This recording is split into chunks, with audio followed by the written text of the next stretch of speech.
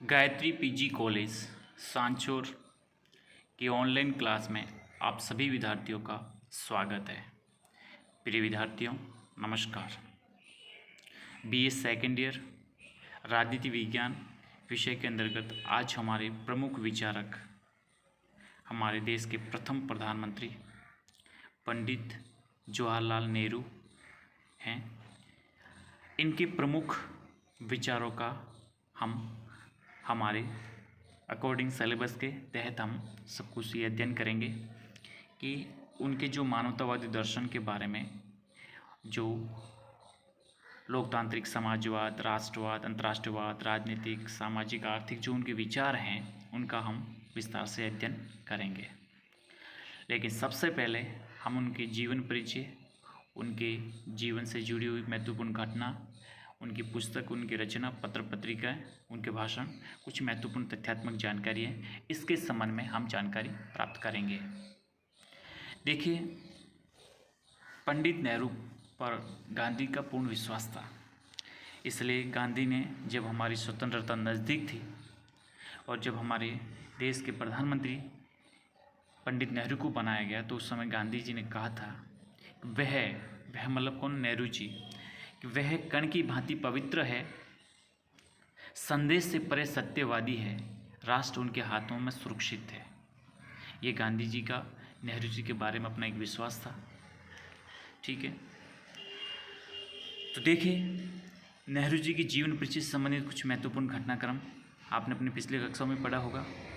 इनका जन्म 14 नवंबर 1889 में 1889 में इलाहाबाद के एक कश्मीरी ब्राह्मण परिवार में हुआ और इनके जो पिता थे वो प्रसिद्ध भारतीय तत्कालीन बैरिस्टर एडवोकेट मोतीलाल नेहरू और भारतीय स्वतंत्रता सेना के अग्रणी नेताओं में से एक थे। मोतीलाल नेहरू पाश्चात्य जीवन पद्धति से बेहद प्रभावित थे और देश के प्रसिद्ध बैरिस्टर थे।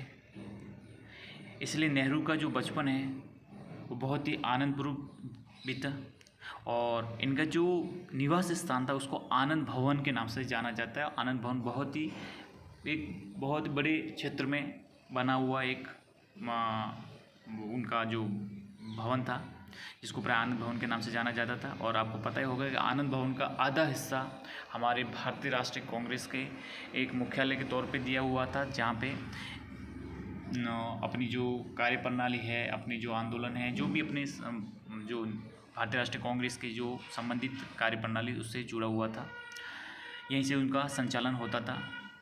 अब इनकी जो प्रारंभिक शिक्षा है वो घर पर हुई और एनी बेसेंट के सुझाव पर मोतीलाल नेहरू ने आयरिश शिक्षक ट्री ब्रुक्स को उनके घर पर भी शिक्षा के लिए नियुक्त कर दिया था। ये ट्री ब्रुक्स इनका जीवन पर उनको बेहद प्रभाव पड़ा नेहरू जी के, तो ये आयरिश शिक्षक थे।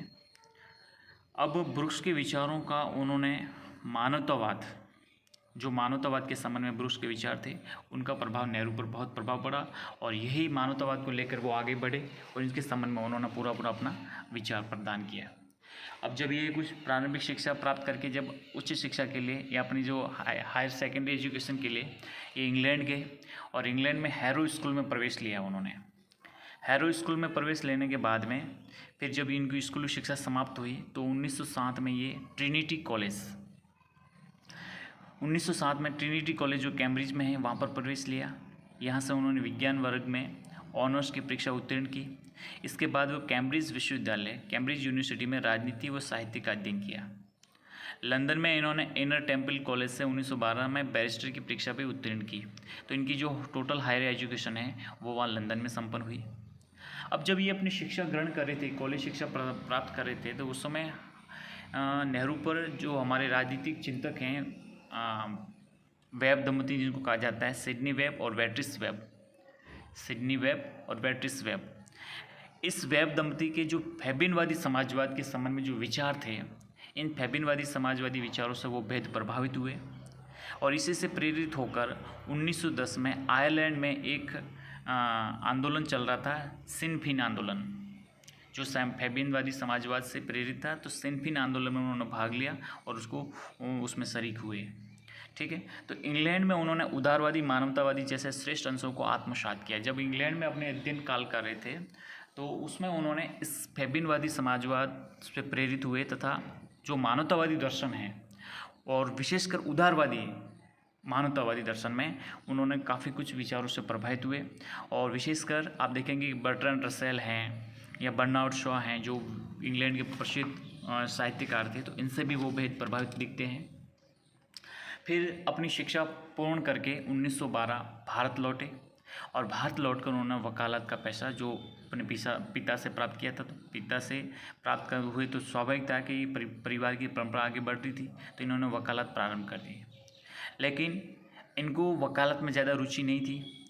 इस स्थिति में उन्होंने सार्वजनिक जीवन और राजनीति में भाग लेने का तय किया। एंड इनका ज़्यादा मन नहीं लग रहा था वकालत करने में, तो इन्होंने सोचा कि क्यों ना मैं सार्वजनिक जीवन जो भारतीय राष्ट्रीय कांग्रेस के अंतर्गत रहते हुए उन्होंने राजनीति में भाग लेने का निर्णय कर दिया। 1912 में बिहार के बांकीपुर में कांग्रेस का अधिवेशन हुआ, उसमें उन्होंने एक प्रतिनिधि के रूप में भाग लिया। ध्यान रखना 1912 के बिहार में जो बांकीपुर स्थान है वहाँ पर कांग्रेस का एक राष्ट्रीय अधिवेशन हुआ, भारतीय राष्ट्रीय कांग्रेस का, तो उसमें उन्होंने भाग लिया एक प्रतिनिधि के तौर पे। और फिर उन्होंने पंडित मदन मोहन मालवीय द्वारा स्थापित किसान सभा के वो सदस्य भी बन गए। तो किसान सभा की जो स्थापना की थी वो पंडित मदन मोहन मालवीय ने की थी, तो इसके भी सदस्य बन गए। तो धीरे धीरे उन्होंने अब सार्वजनिक जीवन राजनीतिक जीवन में प्रवेश कर लिया। 1913 में वो कांग्रेस के सदस्य बने। ठीक है, संयुक्त प्रांत कांग्रेस उस समय ये कहलाती थी, जो उत्तर प्रदेश का इलाका जो आज कहलाता है उस समय संयुक्त प्रांत का तौर पर उसको जाना जाता था। तो संयुक्त प्रांत कांग्रेस के वो सदस्य बन गए। फिर गांधी जी द्वारा अफ्रीका में चलाए गए अहिंसात्मक आंदोलन के समाचारों से बेहद प्रभावित हुए। अब देखिए 1913, और आपको पता है 1913-1914 में गांधी जी को वहाँ सफलता प्राप्त हुई, और जो 1822-23 में जहाँ पे गए वहाँ पे और लगभग अपने लंबे समय से वहाँ रहे, तो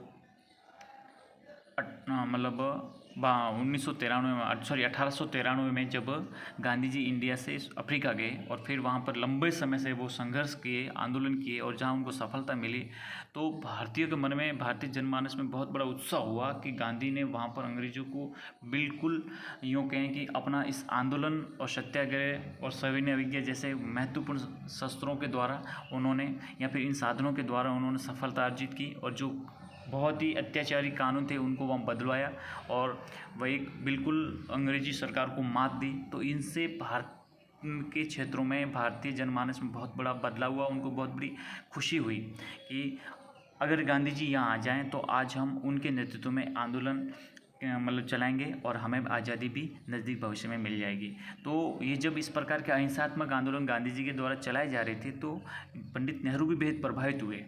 और आपको पता है 1915 में गांधी भारत लौट आए और 1916 में कांग्रेस के लखनऊ अधिवेशन में उस समय नेहरू की गांधी जी से मुलाकात भी हो गई।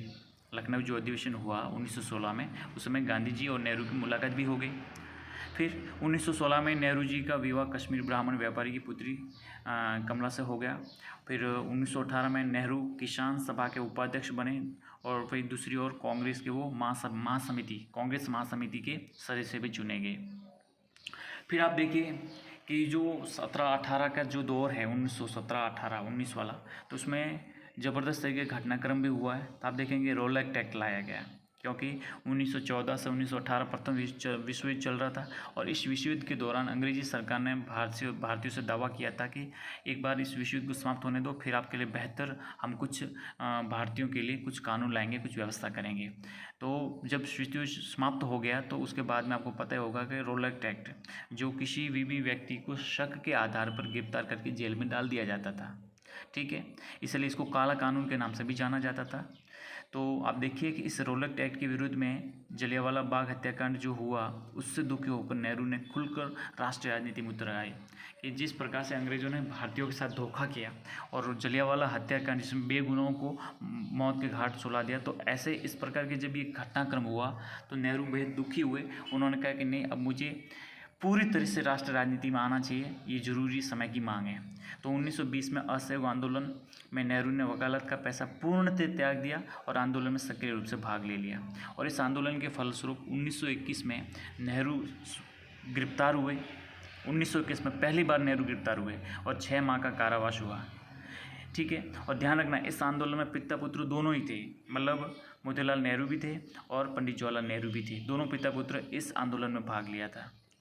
नेहरू को लगभग 9 बार तो नज़रबंद किया गया। अब उनका पूरा जीवन काल में देखेंगे, जब तक हमारा देश आज़ाद हुआ तब तक 9 बार उनको नज़रबंद किया गया तथा अपने जीवन के 9 वर्ष से अधिक समय तक उन्होंने कारावास में बिताया। आप समझ सकते हो, अपने जीवन के अनमोल 9 वर्ष उन्होंने जेल में बिताए। सभी प्रकार के अलग अलग उनके जीवन काल में, स्वतंत्रता प्राप्ति तक के अलग अलग समय काल को जोड़ा जाए तो करीबन 9 वर्ष तक वो जेल में रहे।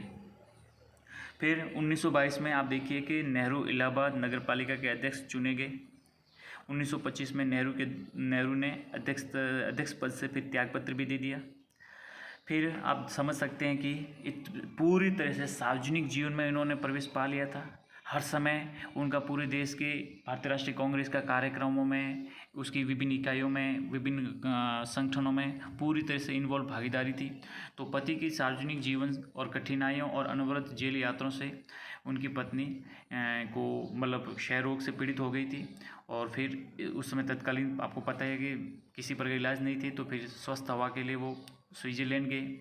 लेकिन स्विट्ज़रलैंड में भी उनके मन में तो स्वतंत्रता का भाव जो था, तो भारतीय राष्ट्रीय कांग्रेस के प्रतिनिधि के रूप में उन्होंने जिनेवा में आयोजित साम्राज्यवादी विरोध सम्मेलन में भाग लिया और 1927 में सोवियत संघ की यात्रा पर भी गए। फिर आप देख सकते हैं कि यूरोप से लौटकर नेहरू ने कांग्रेस के मद्रास सम्मेलन में भाग लिया। उनकी चिंतन में बहुत बड़ा क्रांतिकारी परिवर्तन हुआ। इन्होंने प्रस्ताव रखा कि कांग्रेस को औपनिवेशिक स्वराज्य के स्थान पर पूर्ण स्वराज्य का लक्ष्य घोषित कर देना चाहिए। आई बात समझ में? उन्होंने बहुत बड़ा बदलाव देखा और 1929 का जब लाहौर अधिवेशन हुआ उसमें स्वयं ये अध्यक्ष चुने गए और उन्होंने कहा कि नहीं, अब हमें किसी प्रकार के डोमिनियन स्टेट या अधिराज्य की मांग नहीं करनी है, हम तो अब पूर्ण स्वराज्य, पूर्ण स्वतंत्रता की मांग करते हैं और जब तक पूर्ण स्वतंत्रता नहीं मिलेगी तब तक हम अनवरत रूप से इस ब्रिटिश शक्ति, इस ब्रिटिश ताकत के साथ लड़ते रहेंगे जब तक हमें आज़ादी नहीं मिल पाती। नेहरू ने एक संगठन की स्थापना की थी, उसका नाम था इंडिपेंडेंस लीग फॉर इंडिया। इसकी स्थापना की तथा वे अखिल भारतीय ट्रेड यूनियन के अध्यक्ष भी बने। कांग्रेस के 1929 के लाहौर अधिवेशन में उन्होंने पहली बार अध्यक्ष निर्वाचित हुए। उसके बाद में वो 1936, 1936 और 1946 कांग्रेस के अध्यक्ष चुने गए। मतलब नेहरू अपने जीवन काल में 4 बार कांग्रेस के राष्ट्रीय अध्यक्ष चुने गए थे। ठीक है। 1931 में कांग्रेस के कराची अधिवेशन में नेहरू ने भारत की आर्थिक समस्याओं पर विचार व्यक्त किए। गांधी जी द्वारा संचालित सविनय अवज्ञा आंदोलन में हमेशा वो अग्रणी रहे और 1938 में नेहरू राष्ट्रीय योजना समिति के अध्यक्ष भी चुने गए। 1935 में नेहरू ने जेल में रहते हुए अपनी आत्मकथा लिखी। अब देखिए, कई बार आपके यूनिवर्सिटी एग्जाम में प्रश्न पूछा जाता है, तो कई बार ये भी पूछा गया कि नेहरू कुल कितनी बार कांग्रेस के राष्ट्रीय अध्यक्ष रहे, तो आपको आंसर देना 4 बार, 1929, 36, 37 और 46। फिर देखिए आप 1936 में लखनऊ कांग्रेस अधिवेशन में उन्होंने भारत और विश्व की सभी प्रमुख समस्याओं के हल के लिए समाजवाद, सोशलिज्म, समाजवाद के रास्ते को अपनाने का आह्वान किया। नेहरू पर मार्क्सवादी समाजवाद का भी ज़बरदस्त प्रभाव था। 1938 में नेहरू कांग्रेस की राष्ट्रीय योजना समिति के अध्यक्ष बने और इस प्रकार से अपना सार्वजनिक जीवन आगे बढ़ाते हुए ये देश की आज़ादी तक विभिन्न कार्यक्रमों में भाग लिया। जैसे 1941 में व्यक्तिगत सविनय अवज्ञा आंदोलन जो शुरुआत हुई, तो ये जो कि एक प्रतीकात्मक था और जो एक आगामी बड़े आंदोलन की पृष्ठभूमि तैयार करने के लिए सब कुछ किया गया था। तो गांधी जी ने इसके लिए कुछ सत्याग्रही चुने गए थे, जिसमें प्रथम सत्याग्रही थे वो विनोबा भावे थे और दूसरे थे वो जवाहरलाल नेहरू थे। आई बात समझ में? तो ये जो व्यक्तिगत सविनय अवज्ञा आंदोलन था उसके संबंध में ये कुछ उनकी घटना थी। फिर 8 अगस्त 1942 को रात में बम्बई में गांधी के नेतृत्व में जो भारत छोड़ो आंदोलन चलाने का प्रस्ताव पारित किया था, तो 9 अगस्त 1942 में कांग्रेस के सभी प्रमुख नेताओं को भी सरकार ने बंदी बना लिया था, उसमें नेहरू भी शामिल थे। 1945 में नेहरू ने शिमला सम्मेलन में भाग लिया। इसी वर्ष उन्होंने नई दिल्ली के लाल किले में आज़ाद हिंद फौज के 3 फौजी अफसरों शाहनवाज, ढिल्लो और सहगल, इनके विरुद्ध राजद्रोह का मुकदमा चला गया है। तो नेहरू ने जनमत को देखते हुए वर्षों बाद देशभक्तों के प्रति अपने कर्तव्य भाव को देखते हुए न्यायालय में उनकी पैरवी की। ठीक है। अब देखिए, नेहरू ने गांधी जी के साथ जीवन दर्शन संबंधी मतभेद कुछ थे, कई बातों पर उनके मतभेद भी थे और नीतिगत भी थे किंतु उन्होंने गांधी जी के नेतृत्व में लिए गए सभी सार्वजनिक निर्णयों का पालन पूर्ण अनुशासन और निष्ठा के साथ किया। इसलिए नेहरू के व्यक्तित्व में गांधी जी का अत्यधिक विश्वास था। उन्होंने कहा कि नेहरू मेरे उत्तराधिकारी होंगे, जब मैं नहीं रहूँगा तो वे मेरी भाषा बोलेंगे। ये महात्मा गांधी ने कहा था। ठीक है। और 2 सितंबर 1946 में नेहरू ने भारत की अंतरिम सरकार का गठन किया। 15 अगस्त 1947 देश आज़ाद हुआ, नेहरू प्रधानमंत्री बने और 27 मई 1966 में नेहरू का देहांत हो गया। ठीक है। तो ये नेहरू जी के जीवन से संबंधित कुछ महत्वपूर्ण हमारे राष्ट्रीय स्वतंत्रता आंदोलन के दौरान विभिन्न घटनाक्रम जो आपको परीक्षा की दृष्टि से उपयोगी हैं, कई बार प्रश्न पूछे जाएं, तो मैंने जो आपको स्पष्ट किया ये संपूर्ण उनके जीवन से जुड़ी हुई घटना थी। अब हम देखते हैं कि नेहरू जी की जो प्रमुख रचनाएं हैं कौन कौन सी हैं। देखिए, एक है उनका सोवियत रशिया जो 1928 में लिखी। एक जो सबसे प्रसिद्ध है the discovery of India, Bharat की खोज, 1947 में लिखी थी। एक उनकी खुद की आत्मकथा एन ऑटोबायोग्राफी 1936 में। और एक है विश्व इतिहास की झलकियाँ, glimpses of the world history 1934 में। एक है भारत की एकता 1941, स्वतंत्रता और उसके बाद, इंडिपेंडेंस एंड आफ्टर 1949, स्वतंत्रता की ओर 1941।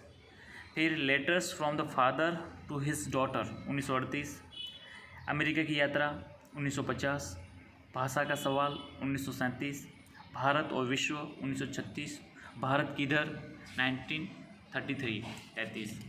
ठीक है। भारत में 18 महीने, चीन स्पेन तथा युद्ध, अपनी बहनों के नाम पत्र, a bunch of old letters. तो ये सभी नेहरू जी की प्रमुख रचनाएं हैं। इनके अतिरिक्त नेहरू की जो भाषण है उनका संग्रह भी किया हुआ है जो इस नाम से है before and after independence Jawaharlal Nehru speech 4 volumes में। हमारे जो सूचना और प्रसारण मंत्रालय इनके पास से पूरा ये संग्रह प्रकाशित किया हुआ है। तथा selected words of Jawaharlal Nehru जो इसके 8 वॉल्यूम्स हैं। ठीक है। नेहरू की मृत्यु के बाद राष्ट्र के नाम उनका वह ऐतिहासिक वसीयतनामा भी प्रकाशित हुआ। ठीक है। तो ये सभी उनके जीवन से और उनके द्वारा लिखी हुई प्रमुख रचनाएं थी जिनका हमने उल्लेख किया।